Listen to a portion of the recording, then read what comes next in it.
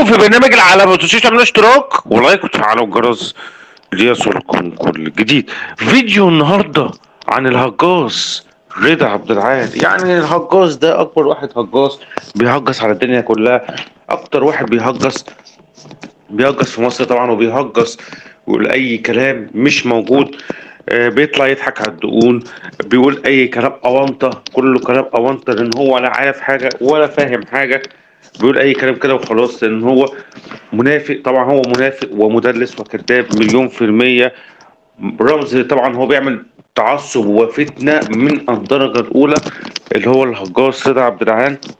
طبعا هو بيكره وبيغل وبيحقد، والشر مالي قلبه تجاه النادي الاهلي. ان هو دايما دلوقتي دايما على طول الهجاص ده. النادي الاهلي عامل له مشكله جامده قوي في دماغه. الاهلي عامل له عقده جامده جدا جدا من سنين. الاهلي عامل له عقده جامده جدا جدا من سنين، لان هو بيغل. طبعا ان هو هجاص اصلا بيغل وبيحقد تجاه النادي الاهلي. طبعا فيديوكم بجد والله العظيم حاجه ما تصدقش، بجد حاجه يعني في منتهى، يعني مش عارف اقول ايه، حاجه ما تصدقش اصلا يعني حاجه بتضحك، يعني حاجه في منتهى الكوميديا. تعال شوف معايا كده. هو اضافها لاي فرقه امام عاشور لغايه دلوقتي لسه ما اضافش حاجه للنادي الاهلي. اسمع بقى اللي انا بقول لك عليه.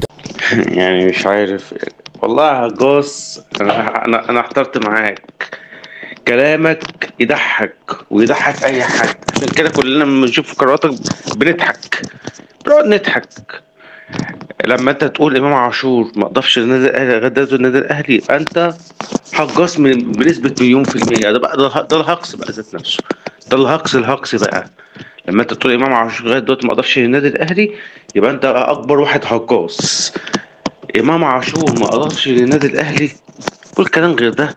يعني قول كلام غير ده. يعني ده ايه الافتراء ده، وايه الكره والحقد تجاه امام عاشور ده؟ امام عاشور حرقك كده قوي؟ امام عاشور مجننك؟ امام عاشور زعجك قوي ومضايقك قوي للدرجه دي؟ ما كنتش اعرف يا هجاص اللي هو مضايقك قوي وعامل لك حرقان جامد قوي قوي ومتغاظ منه قوي وكارهه قوي قوي. فطبعا اصلا يعني الهجاص رضا عبد العال كاره للنادي الاهلي وحاقد على النادي الاهلي. رضا عبد العال اعرف حجمك قبل ما تتكلم عن النادي الاهلي. استلمي في حلقه بكره من برنامج العالمي. السلام عليكم.